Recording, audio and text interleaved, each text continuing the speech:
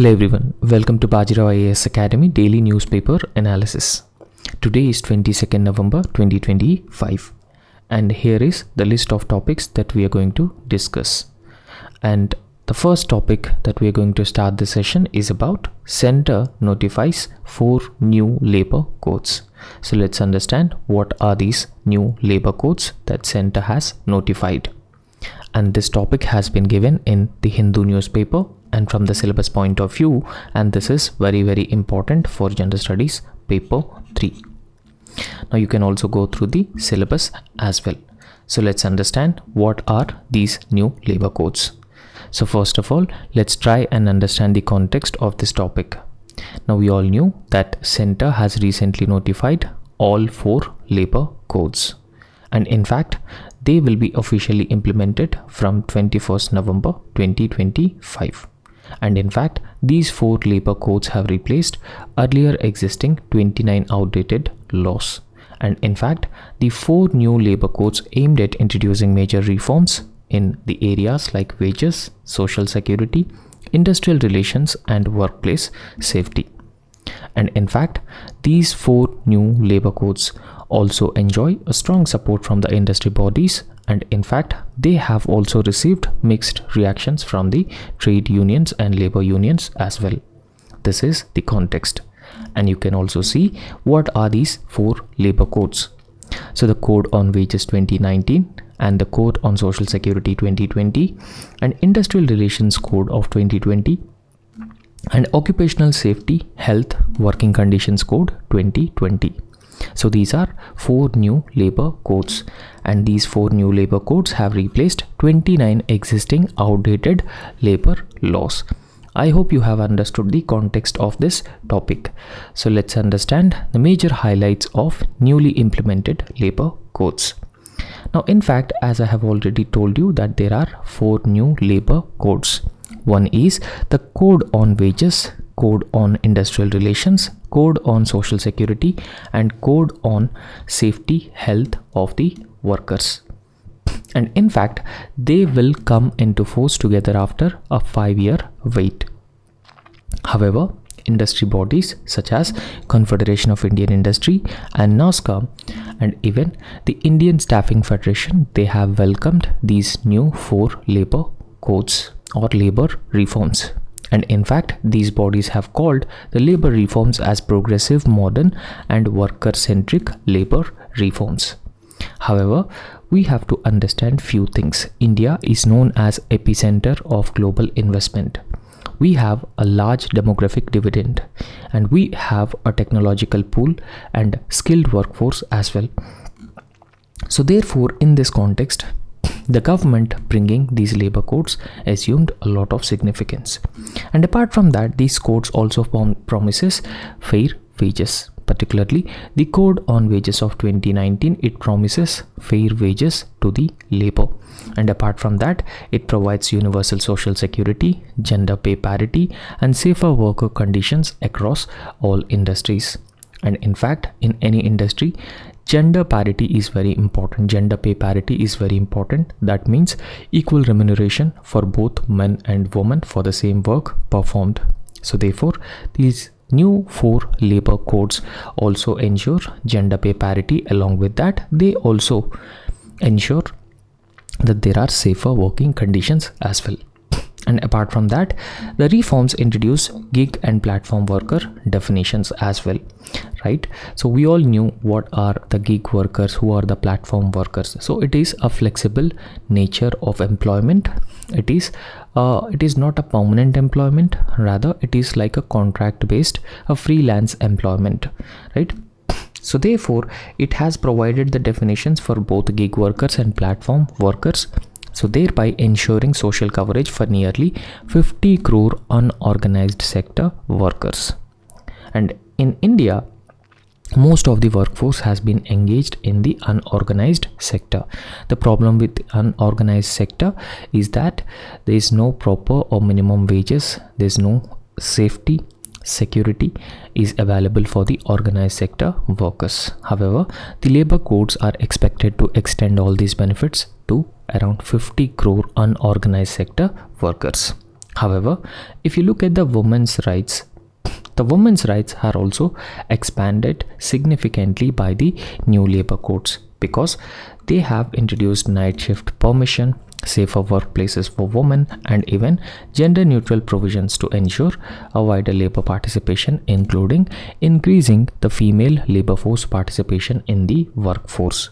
However, if you look at the developing countries, India's female labor force participation is not at up to the levels. So therefore, it is very important to tap the potential of women and their economic contribution. However, the codes also ensure mandatory appointment letters, timely wage payments, and even free annual health checkups for workers above 40 years as well. So overall, I can say that these labor codes aimed at providing social security, fair wages, gender pay parity, and even safety and security for the workers. Now let's understand the reactions from trade unions, industry leaders, and the government after these 4 new labor codes have been formulated by the government. Bharatiya Mazdoor Sangh, which is also known as BMS, praised the reforms as the biggest worker-centric move since independence, and in fact, it is generally believed that these reforms are labor-centric or worker-centric, and they are going to benefit the workers or the laborers in India in future. And apart from that, the National Front on Trade Unions, it welcomed the guarantee of minimum wages for all the workers and laborers, and even equal pay for equal work for women as well at par with men. However, in contrast, around 10 central trade unions, they condemned the codes as pro-employer, labeling them as a return to master-servant era. And in fact, these trade unions have criticized these labor codes, favoring the employer instead of the labor or the workforce, and they will return to master-servant era and announcing protests as well. However, Prime Minister Narendra Modi hailed the codes as a comprehensive overhaul because these labor codes may enable ease of doing business, simple compliance, and even universal social security as well for the workers. Right? So therefore, overall, there is a good reaction from all the corners about the new labor codes because they is going to benefit the workforce, including the unorganized sector workforce such as gig workforce and platform workforce as well. It provides healthcare, occupational safety, and working conditions for the workers, and it also ensures minimum wages and gender pay parity for the women as well. I hope you have understood this. So as we have already discussed that these new 4 labor codes, so they have consolidated all the labor laws, and in fact these codes consolidate 29 central labor laws into 4 streamlined codes. However, these 29 central labor laws are also considered as outdated laws. However, if you look at the key reforms which are part of the 4 new labor codes, firstly, national floor wage has been introduced, and in fact this national floor wage ensures statutory minimum pay all across India, and apart from that, a fixed term employment. Apart from that, granting contract workers full benefits equal to the permanent employees as well. And in fact, Aadhaar linked universal account number will also be given, and it will enable the portability of social security benefits all across the states. Similarly, the inspector cum facilitator model, where replacing punitive inspections with supportive compliance, will also be introduced as part of this new labor code bill. And in fact, the OSH board, Occupational Safety and Health of the Workers, is OSH board, and in fact it will be constituted at the national level for the harmonization of workplace safety standards, health of the workers as well. However, the coverage has been further expanded to cover the platform workers, gig workers, migrant workers, and plantation workers, including those who are working in the hazardous industries as well. So therefore, all these new 4 labor codes will be applicable for all these different categories of the workers. So increasing the safety and social security benefits for these different categories of labor, different categories of workers. So these are the key reforms which are actually provided by these labor codes. I hope you have understood this. Let's jump on to the next important topic, which is talking about India's relations with Asian region, or how India should shift its foreign policy towards Asia, because it is considered as an epicenter of global geopolitics and geostrategic as well. Because we all knew that Indo-Pacific as a region which has been a new geostrategic construct which has been emerging. Now in this context, this article has been given in the Hindu newspaper, and from the syllabus point of view, this is very important for General Studies paper 2, particularly the International Relations section. So let's understand the context first.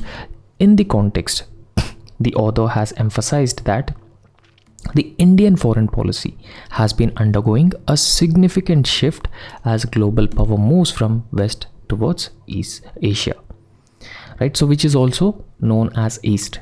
So earlier the transatlantic was the global center of power, right? So in fact, at the transatlantic was the center of global geopolitics and geostrategic. However, the global power moves from west towards Asia, marked by India's growing engagement with China, Russia, Shanghai Cooperation Organization and BRICS countries, and the emerging Asian economic order. Now because of all these reasons, for example, India is a middle power, China is a growing superpower, and Russia is a military power and a technological power, and all these countries have come together through multilaterals like Shanghai Cooperation Organization, BRICS. So therefore, the global center of power has been shifted to Asia. Now at this point of time, it is very important for India to engage with other countries in Asia, South Asia and Asia, Southeast Asia, particularly Indo-Pacific region, right? So therefore, in this context, India must reorient its strategic direction towards Asia instead of relying on binary US-China framework, right? So this is what the author has been trying to emphasize. So let's understand emerging Asian power shift and India's central role in Asian power. Now, if you look at the Asia as a region, there has been a growing relevance for Asia or Asian continent, because recent summits such as Shanghai Cooperation Organization Summit that was held in Tianjin in the year 2025, and in fact Prime Minister Narendra Modi also attended this Shanghai Cooperation Organization meeting in China after a long time. And in fact, the G2 Busan Summit.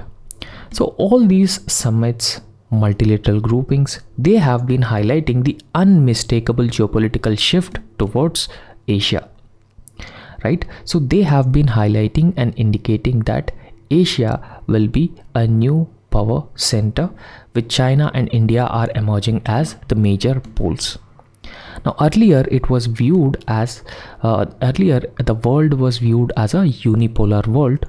From unipolar world, the world has been transforming into a multipolar world with emergence of middle powers like India. So in this context, the contrasting images of India, China, Russia, leaders in animated conversations and tense US-China encounter indicates indicate geopolitical rebalancing in the Indo-Pacific region, right? So for example, India is having a different stance over Indo-Pacific. China has a different stance, and Russia also has a different stance over the Indo-Pacific. And apart from that, US and China have been competing for global hegemony, or they are even competing for hegemony within the Southeast Asian region or Indo-Pacific region. So therefore, all these factors have been sending us a strong signals of geopolitical rebalancing. So however, let's understand that Asia as a major superpower has been already identified and recognized by the West, because US Secretary of State has already admitted that the 21st century will be written in Asia. So therefore, West itself has acknowledging the rise of Asia as a key and a central region, right? So therefore, a US Secretary of State in particular, West in general, acknowledged Asia's demographic and economic dominance. So however, US domestic actors push India away from China and Russia. So US wanted India to stay away from both China and Russia. So this may fulfill US strategic interests, US geopolitical interest. However, India also follows a policy called strategic autonomy. So therefore, India, aligns with a number of countries, right? So from non-alignment to multi-alignment. So India can align with a number of countries, keeping in mind its own national interest. However, when India has been engaging with China, India has been engaging with Russia, there is some sort of a discomfort within US and the West as well. However, Prime Minister Narendra Modi time and again clarified that India's strategic choices, they cannot be dictated by external powers like US.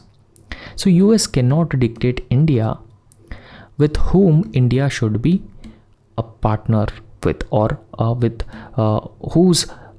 whom India should be a friend of, right? So therefore, whatever choices that India makes, those strategic choices cannot be dictated by the external powers, reinforcing India's the traditional strategic autonomy. However, let's understand Asia's unique integration and India's opportunity at this context. Because now Asia is integrating not through the colonial legacies, because most of these Asian countries have the common colonial legacy. They were under the colonial rule like India.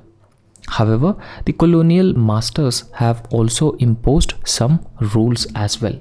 However, the integration did not take place through the colonial legacies or imposed rules, but through value chain partnerships and economic complementarities that these countries have in Asian continent firstly. Secondly, there has been a huge and growing demand for India. For example, the Asian nations see India as a balancing force due to its technological capacity. So it is commonly acceptable fact that India is having a robust technological capacity. India is having a large market size because of its huge population. India is a country with the largest population in the world, and even the economic credibility that India is having. Political stability. India is now the 4th largest economy, and very soon India is going to become the 3rd largest economy, and India is also going to become the $5 trillion economy very soon. So therefore, because of economic credibility that India has, India's huge market size, India's technological capacity, there has been a huge demand for India in the Asian continent. However, within Asian continent, so there has been a rise of multilateral groupings as well. For example, ASEAN, Association of Southeast Asian Nations, Shanghai Cooperation Organizations, and even BRICS group of countries. Now they are becoming intertwined in geosecurity, economic integration, and even the political cooperation as well. They are playing a very, very important role, and they are reiterating the strength of Asia and its growth potential in future. However, we all knew that regional comprehensive economic partnership, and India is not part of the regional comprehensive economic partnership because of its domestic concerns. However, the door remains open for India to rejoin regional comprehensive economic partnership, and that will make India economically better integrated with the Asian region and economies like Japan, South Korea, and even China. Right? So therefore, it will enable India to access world's largest regional markets if India can do so. However, new trade arrangements with China may provide a strategic breathing space beyond WTO structures. Now, as of now, US has imposed 50% sanctions on India's exports to US. However, as of now, India is having new trade arrangements with China, and those new trade arrangements with China may provide India some strategic breathing space as well, and India can explore new markets within the Asian region. However, this is not free from the challenges. Asia as a continent and India's engagement, India's integration with Asia is not without challenges. There are some challenges as well. So let's understand some challenges in this context. Now, in fact, there is a consistent and a persistent pressure from the United States, because United States always wanted that India should not align itself with either China or Russia. USA also wanted that India should align with US. So therefore, it limits India's diplomatic maneuvering space. However, it is important for India to engage with countries like Russia for its strong defense partnership, security partnership, and for energy security as well. However, US is strongly against India's alignment with Russia and China. However, recently, because of severing ties between India and US, particularly Donald Trump has imposed 50% tariffs on India. So there has been improvement in relations between India and China. However, they could remain fragile because they're not a long-term improvement in the relations between India and China, but still they remain fragile due to the unresolved border disputes that they have with respect to the line of actual control, and therefore it may create unpredictability. So apart from that, if we talk about the technology dependence, so there has been a heavy dependence on Western artificial intelligence, chipsets, and even digital infrastructure that may restrict India's strategic autonomy as well. So how it restricts India's strategic autonomy? So if India dependent on a few countries for the raw materials, then India may not be able to engage with the other countries, because it is very, very important for India to align with those countries from where we are securing critical supplies of these raw materials. Now, apart from that, if you look at the regional instability as an aspect, Afghanistan, Pakistan, and Bangladesh, so they have been facing political volatility. There is political instability, terrorism, radicalism, Islamic fundamentalism, insurgency, secessionist movements. So all these problems, and for example, in countries like Myanmar, there are military rule. So therefore, all these factors have been affecting India's neighborhood first strategy, because we knew that India has adopted a strategy called neighborhood first policy. So apart from that, India's defense restructuring is slow, with large budgetary commitments to personnel rather than innovation. Right? So however, India has come out from the regional comprehensive economic partnership because India is having concerns with respect to the agriculture and even the dairy sector. However, India's exit from regional comprehensive economic partnership has further weakened its role in Asian supply chains. So therefore, the author might have been suggesting that India should again rejoin the regional comprehensive economic partnership to integrate itself with the Asian economies and strengthen its role in the new center of power. So this is what the author has been suggesting.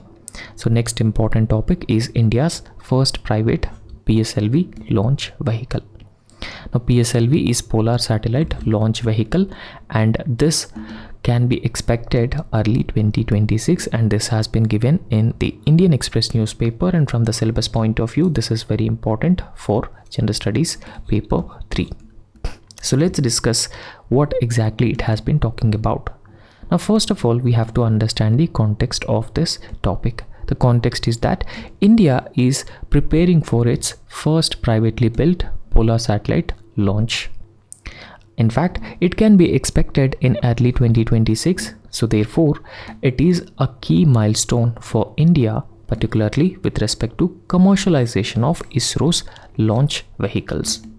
And in fact, there are a number of mechanisms that have been already established to commercialize ISRO's launch vehicles. Right? So therefore, the first privately built PSLV launch might be expected in early 2026 next year. However, Hindustan Aeronautics Limited and L&T Consortium, so they will manufacture the rockets with plans for future private planes and even expanded mission capabilities as well, and this is the context. So let's understand the private PSLV manufacturing and upcoming launches. Now, if we talk about PSLV, as I have already told you that this is a polar satellite launch vehicle. And in fact, India's first privately built PSLV. So that means this PSLV rocket will be built by the private agencies and it will be likely to be launched early 2026. Right? So however, 2 additional missions are also planned during the year as well. However, the manufacturing contract of this PSLV launch vehicle has been given to Hindustan Aeronautics Limited and L&T Consortium. So they are actually responsible for producing at least 5 PSLV launch vehicles for ISRO. That means ISRO will not involve in manufacturing of the launch vehicles. Rather, ISRO will give these responsibilities to the private companies, and private companies will manufacture the polar satellite launch vehicle, and then ISRO will launch these polar satellite launch vehicles which are built by the private companies. I hope it is clear for you. However, according to L&T's senior VP T. Ramachandani, PSLV hardware delivery has already begun. And in fact, 2 to 3 missions could take off next year, dependent on payload readiness and even ISRO's launch calendar as well. However, the first mission might be called as PSLV N1 and it will carry the Earth Observation Satellite EOS-10. And in fact, though earlier timelines were delayed due to the satellite unavailability. Now, in fact, ISRO originally aimed for 2025 launch these privately built PSLV launch vehicles, and 1 mission could have taken place this year if the payload had been ready. Right? So anyway, early 2026 we might expect the privately built PSLV launch from ISRO. So that is a major milestone with respect to commercialization of some of the functions of ISRO. So let's understand growing commercial potential and industry demand in India, because commercialization, growing private sector in the space arena is also very, very important aspect. However, now this move, which is these PSLVs will be manufactured by the private companies. So it actually follows ISRO's decision in 2022. ISRO has taken a decision in the year 2022 to commercialize the polar satellite launch vehicles. So thereby making it first Indian launch vehicle outsourced to industry after the space sector reforms were brought in. So unlike SSLV model, where companies had built and market launches from the beginning, so PSLV missions will initially be contracted by ISRO. Right?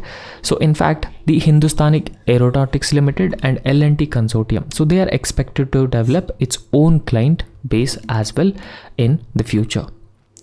Right? So in fact, it is independently from the market launches and may create mission schedules as well. Now there are several companies which are working in communication, remote sensing, Earth observation satellites, which require heavier payload capacity than SSLV or Vikram 1, have already approached the consortium for this purpose. Right? So let's understand about the PSLV and private participation in the manufacturing of Polar Satellite Launch Vehicle. Now, in fact, Polar Satellite Launch Vehicle is also known as workhorse of ISRO because it is most reliable launch vehicle. Now, in fact, the Polar Satellite Launch Vehicle is being used to launch satellites into the sun synchronous and polar orbits, and mostly Polar Satellite Launch Vehicles carry Earth observation satellites. However, PSLV became first ISRO rocket to be fully outsourced to the private companies after 2021 space reforms brought in. And in fact, we all knew that we have already discussed that Hindustan Aeronautics Limited and NLT Consortium. So they are actually the core partners for supplying major subsystems, and in fact they are now responsible for end-to-end rocket manufacturing as well. Right, so if we do look at the difference between SSLV and PSLV, SSLV is a small lift, low cost vehicle. However, PSLV is a medium lift with proven global demand, and GSLV is a heavyweight satellite launch vehicle. However, if you look at the ISRO's vision, promote private launch capabilities, reduce manufacturing load, and expand India's share in the global space economy, and this is the vision of ISRO going ahead. And so in order to achieve this vision, so ISRO has been partnering with the private companies, and ISRO has also been providing technology transfer, commercialization of some of its functions, and at the same time there has been opening up private sector in the space arena as well. So that's all for today, and thank you so much. Please like our video and also subscribe our YouTube channel. Thank you.